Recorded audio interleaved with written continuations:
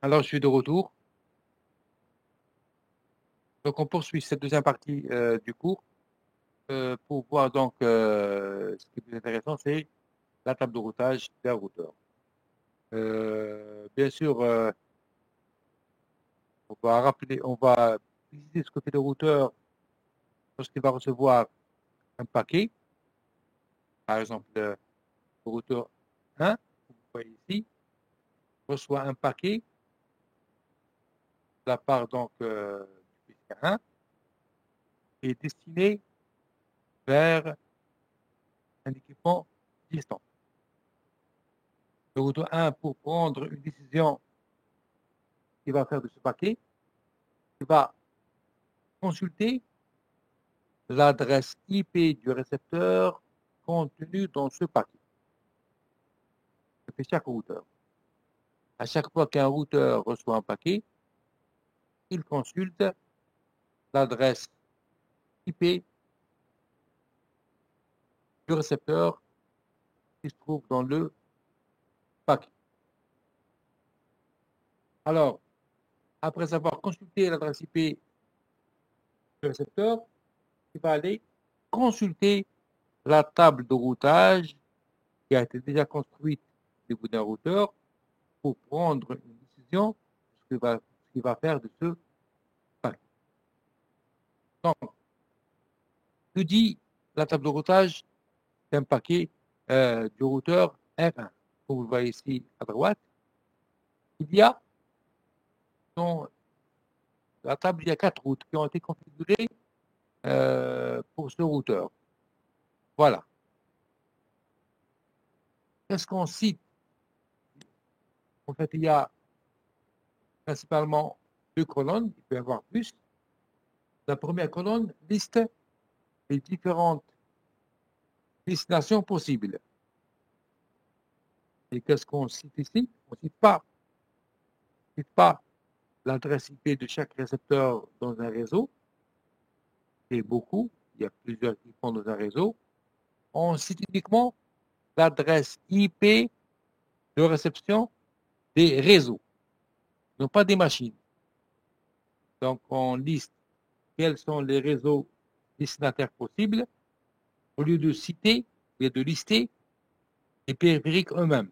Comme il y a des milliards de périphériques dans une interconnexion, il n'est pas possible, dans une table de routage, de lister toutes les adresses IP des différents périphériques dans un réseau. On liste uniquement les réseaux. Même au niveau des réseaux, on ne va pas lister tous les réseaux, mais lister les réseaux juste les plus proches de ce routeur-là. Donc, ici dans cette interconnexion, comme vous le voyez, vous avez donc 2 routeurs, connexion Internet via le routeur R2, vous avez un réseau local du côté droit qui a comme adresse réseau 1.2.0, vous avez un réseau local du côté gauche avec adresse réseau 92.168.1.10.0. Vous avez un lien entre 2 routeurs qui a comme adresse réseau 209.69.200.224/30. Et donc, voilà ce que contient la table de routage. La première ligne de la table de routage, comme vous voyez ici, elle concerne le réseau auquel le routeur est relié, auquel il est membre. C'est le réseau tout à fait à gauche. Donc, si on dit au routeur R1, tu reçois un message destiné au réseau 192.168.10.0 avec un masque 24, remets-le, puis l'envoyer via interface giga 000. C'est là. Et envoie-le par là. Envoie-le par là, mais remets-le au switch, et c'est au switch de se débrouiller pour remettre le paquet à son récepteur vers qui est l'un de ses voisins. Est-ce que c'est clair pour cette première route? C'est la route concernant le réseau auquel le routeur, lui aussi, il est membre. Lui aussi, il est membre. Si à chaque fois qu'il reçoit un paquet, lorsqu'il va recevoir le paquet, comme on vient de le dire, il va consulter l'adresse IP de réception contenue dans ce paquet. S'il trouve que l'adresse IP de réception est égale à cette valeur, celle-là, qu'est-ce qu'il fait? Il va l'envoyer via l'interface 000. De le remettre au switch, et c'est le switch de se débrouiller pour le remettre à son récepteur. Le paquet est arrivé à sa destination. C'est clair pour cette première route? Est-ce que tout le monde a compris? Lorsque le routeur reçoit un message vers un équipement qui est lui-même un voisin, qui est lui-même son voisin. Oui, monsieur. Donc, maintenant, que se passe-t-il lorsqu'il reçoit un message destiné à ce réseau? Le réseau qui est donc celui-là, 209, 169, 224, c'est le réseau entre les deux routeurs. Si on reçoit un paquet qui contient l'adresse, avec un paquet c'est AR2. Qu'est-ce qu'il fait? Il va l'envoyer via l'interface 001. 001, ça permet donc, en l'envoyant par là, d'atteindre le routeur R2. Dans ce cas-là, si le paquet contient un message, si le paquet contient une adresse IP de réception qui a une adresse, c'est un paquet qui sera destiné sûrement au routeur R2, son voisin. Comme il y a sur le voisin, il n'a qu'à l'envoyer via G001, qui va permettre à le faire remettre à R2, et R2 donc va s'en occuper pour le traiter.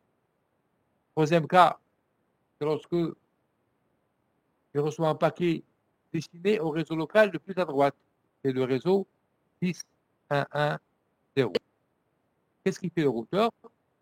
Il va le remettre à R2. Maintenant qu'on voit qu'il doit le remettre à R2 parce qu'on lui a dit auparavant que le réseau HADA est tout à fait à droite, ouvre du côté R2. Remets-le à R2 et R2 s'en occupe. Okay? Maintenant, Hadoop pour les réseaux qui sont connus. Il y a le réseau local à gauche, le réseau local à droite, le réseau point à point de routeur. Maintenant, il y a bien sûr d'autres réseaux du côté Internet. Comme ici, est-ce qu'il est intéressant de lister dans la table de routage, de lister ici tous les réseaux possibles? On va lister ici tous les réseaux possibles, tout sur Internet. Est-ce que la table de routage va se terminer, d'après vous?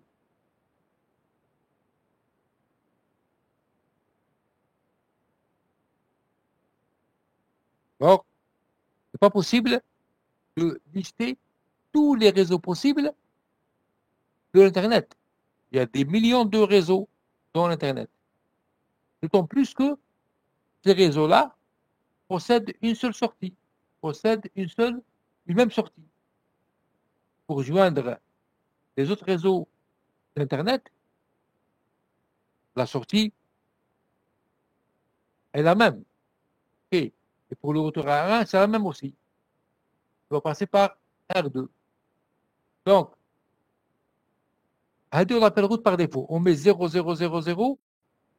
Maintenant, si tu reçois un paquet qui contient une adresse IP qui n'est égale ni à la première AD, ni à la deuxième, ni à la troisième, maintenant tu as reçu une autre adresse IP. À ce moment-là, remets-le à R2. Voilà ce qu'on appelle par route par défaut. Maintenant, si tu reçois un paquet qui est destiné au réseau local qui est ici, ça fait à gauche, remets-le, on va le voir via l'interface G000. Si je reçois un paquet destiné au réseau point à point, on voit le via l'interface G001.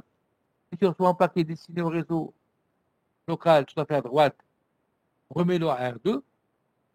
Et si tu reçois un paquet qui contient comme adresse IP de réception autre que ces trois premières, remets-le à R2 aussi.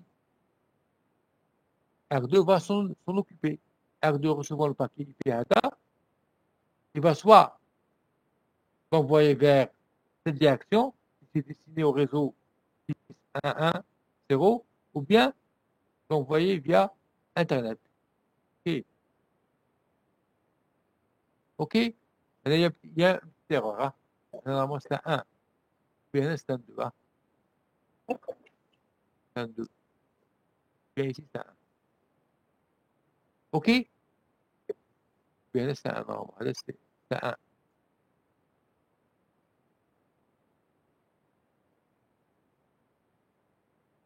Il y a une question. Comment on sait vers où on envoie le paquet? Voilà. J'ai dit que lorsqu'un routeur reçoit un paquet, il sera guidé par la table de routage. Il sera guidé par la table de routage.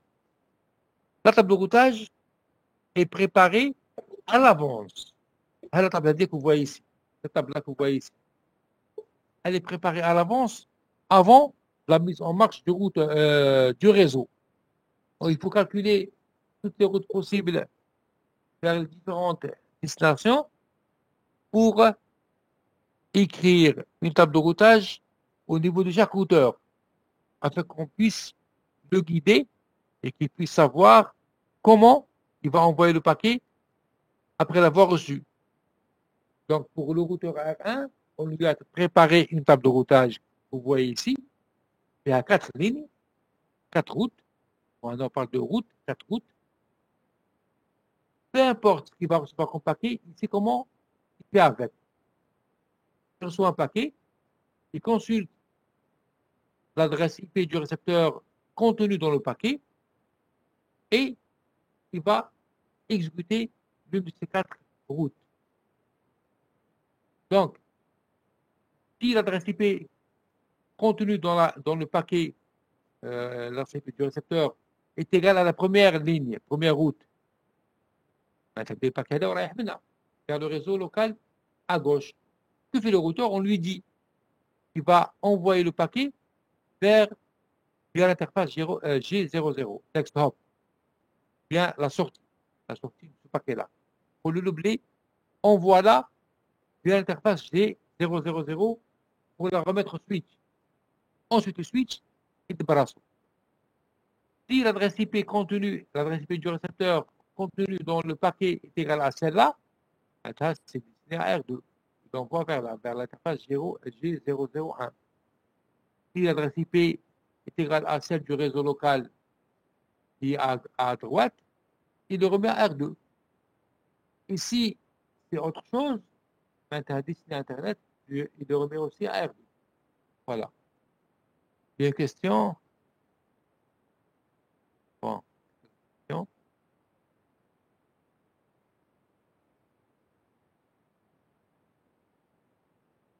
Oui, il y a une question. Dans une table de routage, on ne met que les adresses de réception des réseaux. Parce que si on met les adresses de réception de chaque PC, PC1, PC2, la table de routage devient très très longue. On ne met que celle des réseaux. Et bien sûr, on ne met pas aussi tous les réseaux possibles qui existent. Comme vous le voyez ici, ceux d'Internet, on ne les met pas. Hadouma sont représentés par ce qu'on appelle la route par défaut. La route par défaut. C'est autre chose.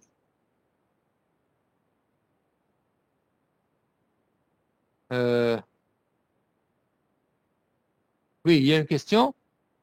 Une fois que tout est branché, avant que le réseau ne fonctionne, les tables de routage sont créées sur chaque routeur. Pour chaque routeur, on crée sa propre table de routage. Et maintenant, on va essayer de voir maintenant ici quelle est la table de routage de R2. Pour R2 aussi, il y a 4 routes, parce qu'il y a 4 réseaux. Allez, maintenant, on va le faire pour R2 ici, par exemple. R2.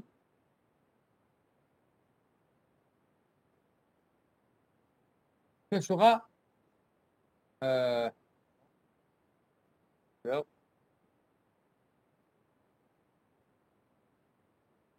pour R2 par exemple,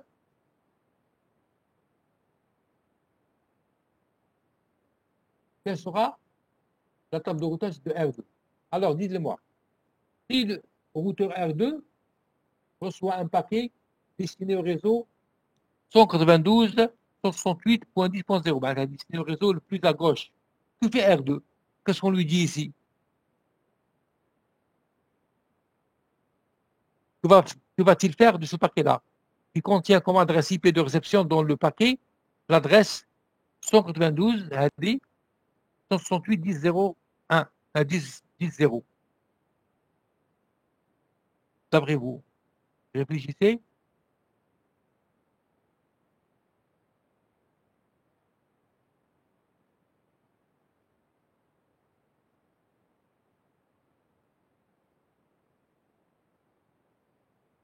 Un paquet destiné à ce réseau-là. Votre réponse? À qui doit remettre le paquet?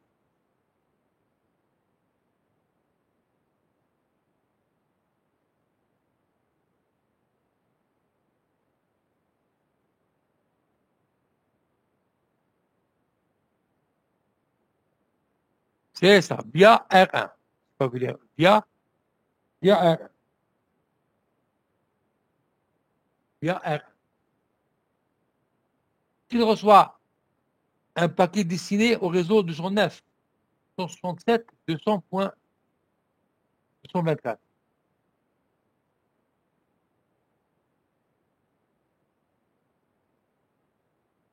Il manque le nom de l'interface réseau. Bon, supposons que, par exemple, supposons que celle-là, on l'appelle F00.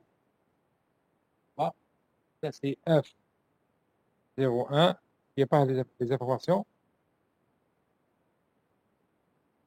F01. Par exemple, c'est giga 0000. Alors, voilà, c'est F00. Donc là, c'est F00. Et s'il reçoit un paquet destiné au réseau 10.1.1.0,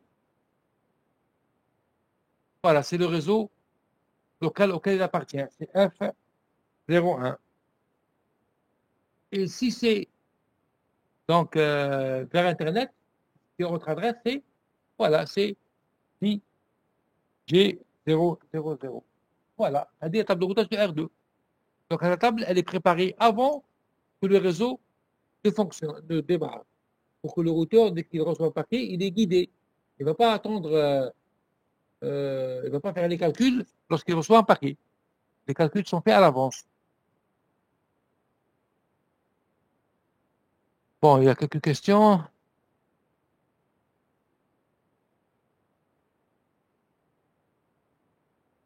Non, A2000, c'est juste des numéros pour identifier les interfaces. Hein. Pas de référence. C'est juste comment nommer une interface. Autre question. Le cas de diffusion. Non, mais moi, pour le cas de diffusion, lui, il voit que la partie. Remarquez dans la table de routage, est-ce qu'il y a la partie machine? Il n'y a pas la partie machine. Il n'y a que la partie IDF réseau. Il n'y a que ça. La partie IDF réseau. La partie machine, elle n'apparaît pas. Donc, s'il s'agit d'une diffusion, le routeur ne s'en aperçoit pas. Lui, il compare que la partie machine, la partie IDF réseau. C'est le switch qui ensuite vérifie est-ce qu'il s'agit d'une diffusion. Parce que la partie machine fait un D1.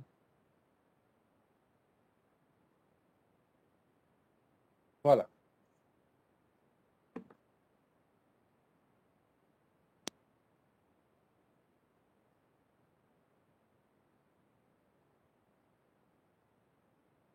Donc, il y a en fait trois types de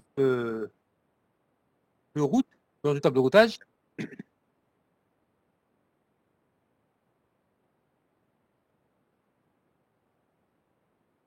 il y a des routes qui sont appelées directement connectées. Alors, c'est des routes qui m'aident, par exemple, la première et la deuxième, c'est des routes auxquelles le routeur, c'est des routes vers des réseaux, ce sont des routes vers des réseaux auxquels le routeur il est membre. Comme le routeur R1, membre de ce réseau-là, et de ce réseau-là, le réseau gauche et droite. Pour le routeur R2, lui aussi des membres du réseau le 10.1.1 et le réseau qui est là. Donc, les routes vers ces réseaux-là auxquels le routeur est membre, on les appelle routes directement connectées. Routes directement connectées. Et ces routes-là sont rajoutées de façon automatique lorsque le routeur est branché à ce réseau-là et qu'il est configuré. Une fois qu'on configure l'adresse IP de l'interface réseau qui relie le routeur à ce réseau-là, cette route-là, elle est directement ajoutée dans la table de routage qu'on verra plus tard en TP. Il y a évidemment des routes distantes, c'est des routes vers des réseaux distants qui ne sont pas voisins de ce réseau-là. Hadou, je vais répondre à une question. Hadou, il faut les rajouter dans la table de routage. Maintenant, comment va-t-on les rajouter dans la table de routage? Ces routes-là distantes, qui ne sont pas connues par ce routeur, parce que les routes directement connectées sont connues par le routeur parce qu'il est membre, il les détecte tout seul, il les rajoute lui-même. Mais une route vers un réseau distant, que le routeur n'a pas connaissance, il est loin de lui, à deux, il faut informer le routeur, il faut l'informer en rajoutant ces routes dans sa table de routage, soit manuellement par l'administrateur réseau, qui connaît donc ces différentes routes. Dans ce cas-là, on parle de route statique. Route statique parce que l'information, la route, elle a été rajoutée par un responsable réseau, qu'on appelle administrateur réseau. Elle a été rajoutée manuellement en tapant une commande pour ajouter cette route dans la table de routage. Ou bien, des routes peuvent se rajouter de façon automatique ou bien de façon dynamique à l'aide de ce qu'on appelle un protocole de routage. Un protocole de routage, c'est un algorithme qui est installé sur les routeurs qui va s'occuper de rajouter les routes qui sont éloignées de lui de façon dynamique. Et ceci, bien sûr, ce sont les routeurs qui vont coopérer entre eux pour rajouter des routes distantes dans une interconnexion sans l'intervention de l'administrateur réseau. Ce sera l'objet donc pas de ce module-là, on n'aura pas le temps d'aborder les routes dynamiques dans ce module cette année, pour de temps. Vous allez l'aborder, Inch'Allah, en master. Le routage dynamique, vous allez l'aborder en master, Inch'Allah. Là, on va aborder que le routage statique. Et bien sûr, il y a aussi les routes par défaut. Les routes par défaut, donc, ce sont des routes vers n'importe quel autre réseau qu'on ne connaît pas. La route par défaut, on peut ne pas l'avoir dans un réseau. On verra ce qui se passe si cette route-là, par défaut, n'est pas présente dans une table de routage. J'ai oublié de dire que, je vais parler prochain diapo, routes statiques, donc, elles sont configurées manuellement. En cas de changement topologie ou bien en cas de panne, la route elle est mise à jour par l'administrateur aussi. Donc pour des petits réseaux, le routage statique il est intéressant. C'est pas pénible de remplir, de créer des tables de routage donc pour chaque routeur. Vous avez de grands réseaux, il est difficile de configurer et de créer des tables de routage dans chaque routeur. C'est pénible de le faire pour de grands réseaux. Donc, pour de grands réseaux, il est préférable d'utiliser le routage dynamique. Donc, à l'aide de protocoles de routage qui sont installés sur les routeurs, qui les font de façon automatique. Et donc, les routages dynamiques, on ne va pas en parler. C'est l'objet donc des modules sur les réseaux, on va faire. Et voilà donc une table de routage qui peut s'afficher sur un routeur. Pour afficher la table de routage d'un routeur, il faut faire la commande shell IP route, qu'on soit en mode administrateur. Vous avez donc le nom du routeur avec le dièse à la fin pour pouvoir afficher la table de routage. On peut aussi bien sûr l'afficher en mode utilisateur, ça passe aussi, ça s'affiche, ce n'est pas une chose interdite. Et comme vous le voyez ici, pour le routeur R1, voilà la table de routage. Il y a d'abord des codes qui sont listés ici, des codes qui sont listés ici pour différentes routes. Lorsque vous avez le mot C, le caractère C ici, ça veut dire que c'est un réseau qui est connecté directement et qu'on peut atteindre via l'interface qui est là. Donc, comme vous le voyez ici, le réseau de 192.168.10.0, c'est un réseau qui est connecté au routeur R1, qui est directement connecté au routeur R1, et on écrit ici C pour dire connected. C, le réseau D est connecté au routeur, et pour le joindre, on passe par l'interface G00. Il y a notre lettre C, notre route C Hadia, pour le réseau point à point.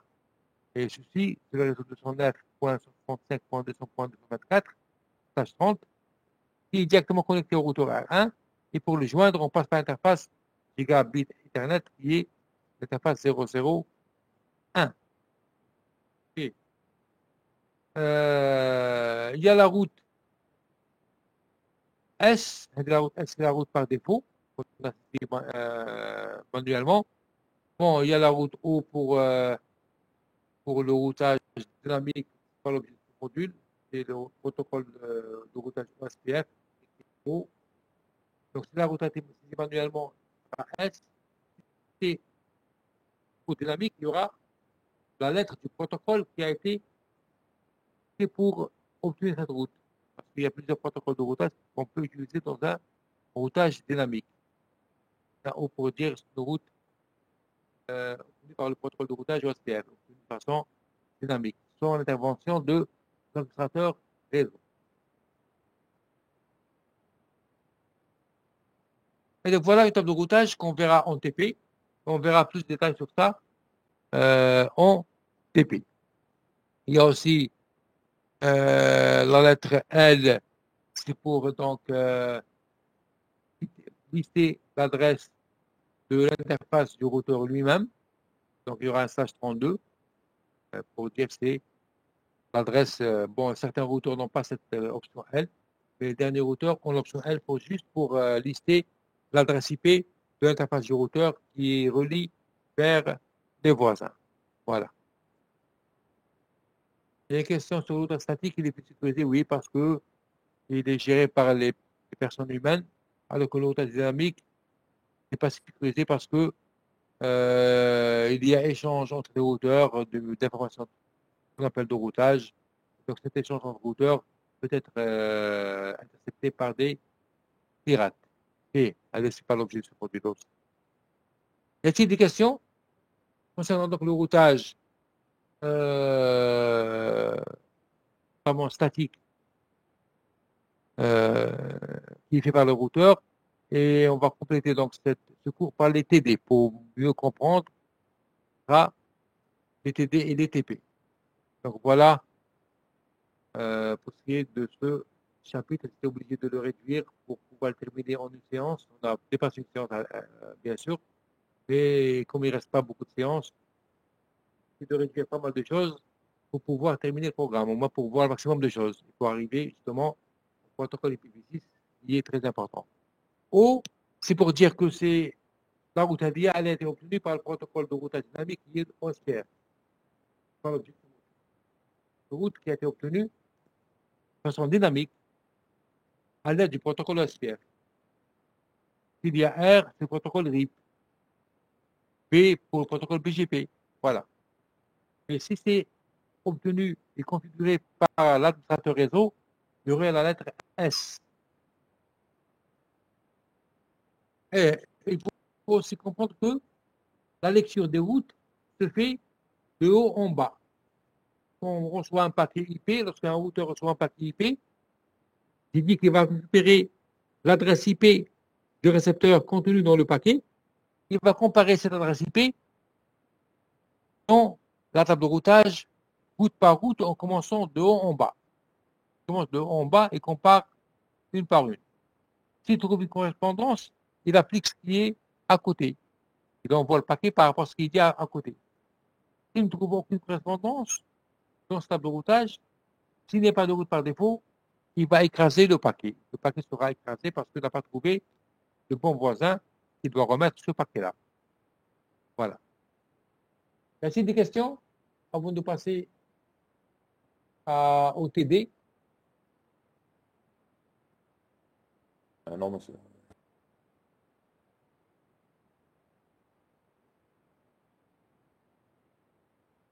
Bon, tout ce qui n'a pas été clair, on va l'éclaircir donc en TD et en TP. À patienter un petit moment. Il y a des choses, je sais que ne sont pas très claires.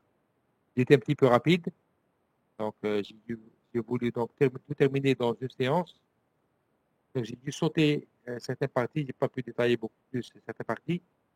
Et on va détailler tout ça lors des TD et des TP. Est-ce qu'on peut arrêter le cours avant d'avancer, avant de passer au TD et arrêter l'enregistrement pour lancer le enregistrement concernant le TD? Oui, monsieur. OK. Donc, on passe à la deuxième série d'exercices.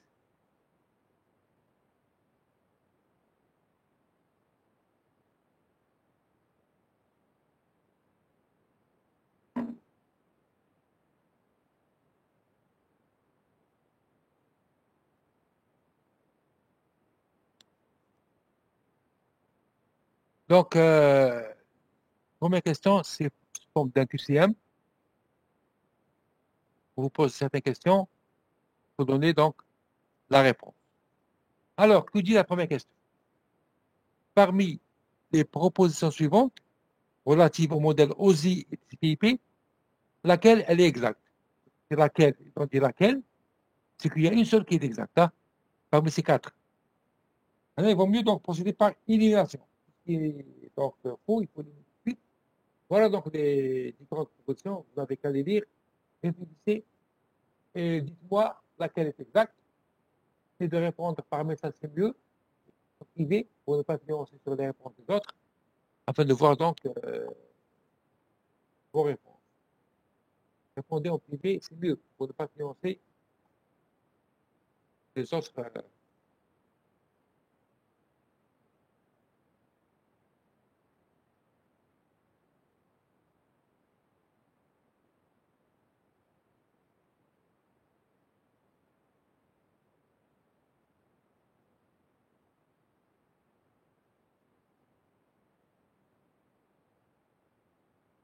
C'est bon, Baraka, c'est bien. C'est juste.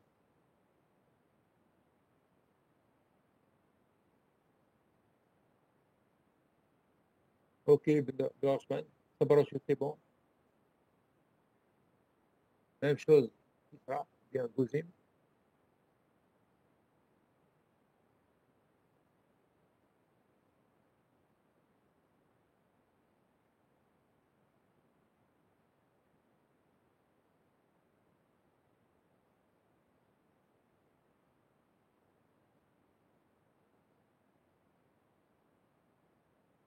Lisez bien les propositions. Essayez d'éliminer celles qui sont fausses. Ensuite, cherchez laquelle qui est vraie. Bird, non. Bird.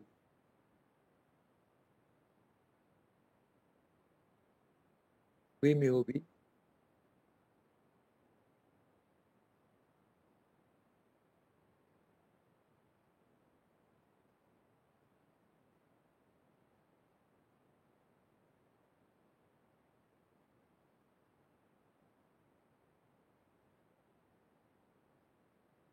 Allez, c'est bon.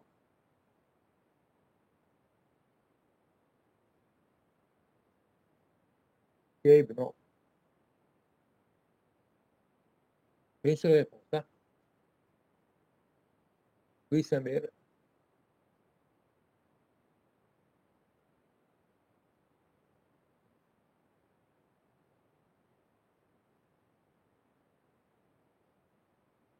Ahmed, non.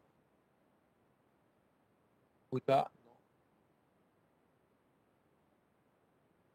Farsan, Elia, non.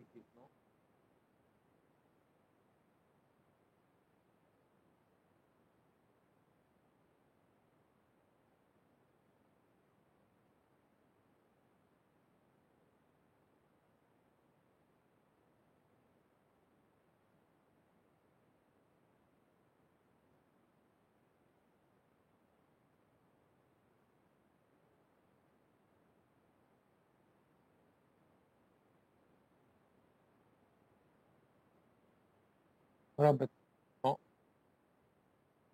Et oui. Alors, je vais répondre. Euh, on va commencer par la dernière. Je dis la dernière. Les trois premières couches OSI, c'est lesquelles? OSI, tout normal. Les trois premières couches, c'est lesquelles?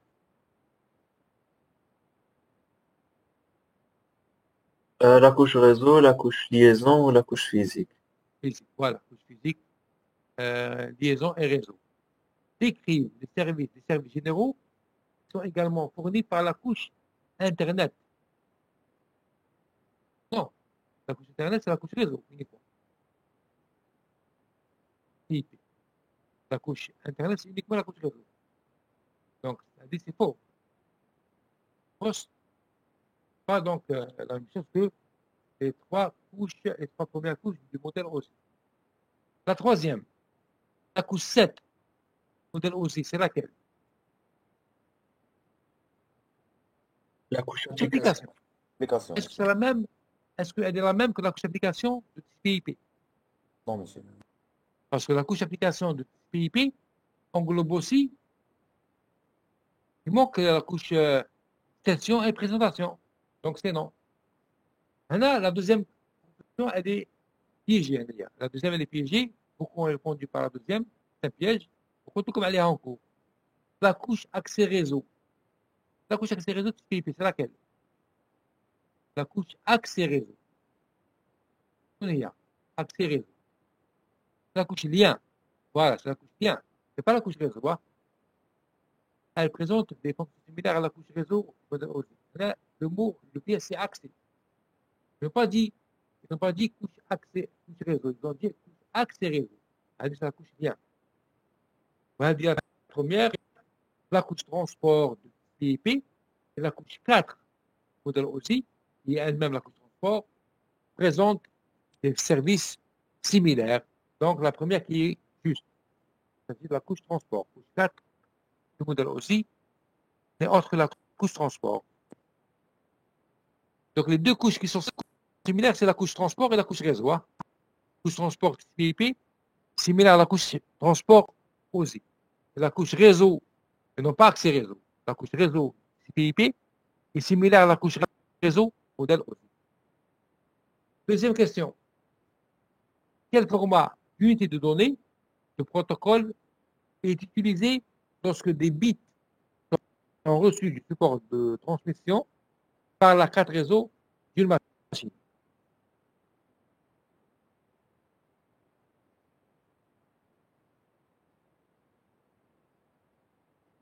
C'est bon pour les réponses données maintenant.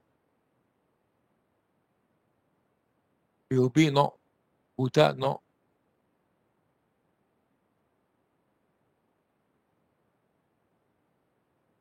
UOB, oui pour la première réponse. Pour la deuxième réponse. Bouzimoké, Rabat, non. Gerd, oui. Samir, non. Bouloudj, oui. Bouta, non.